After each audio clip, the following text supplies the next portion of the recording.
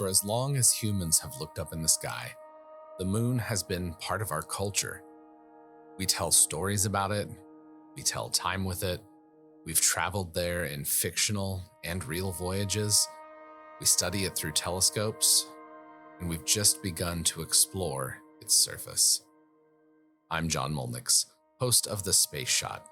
Join me this October during World Space Week for the premiere of The Lunar Era, a 5-part series exploring our closest celestial neighbor and its impact on our world.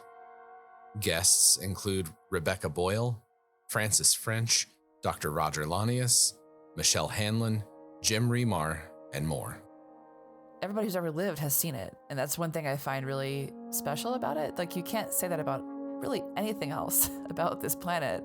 It's not true of the oceans or of, mountains or even of snow or of deserts. Like, that not every human who's ever lived has seen all of those things, but everyone who's ever lived who has had sight has seen the moon.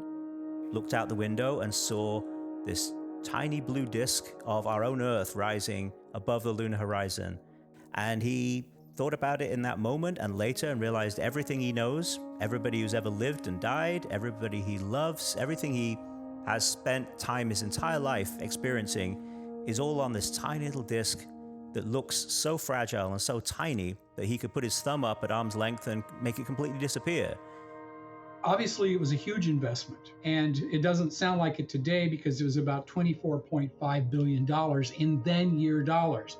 Multiply that by the inflation factor, and you've got something approaching $500 billion. When you talk to people from NASA, they will very proudly tell you, Apollo is the 400,000 Americans worked on it. It's in our blood and the U.S. taxpayer. But it is so much more than that. With Odyssey, really the world almost collectively came together to do anything they could to help the United States figure out how to get the spacecraft and the 3 astronauts back. Part 1, Myths to Missiles, launches on Saturday, October 4th, with new episodes releasing every 2 weeks after that. Subscribe to the show so you don't miss an episode.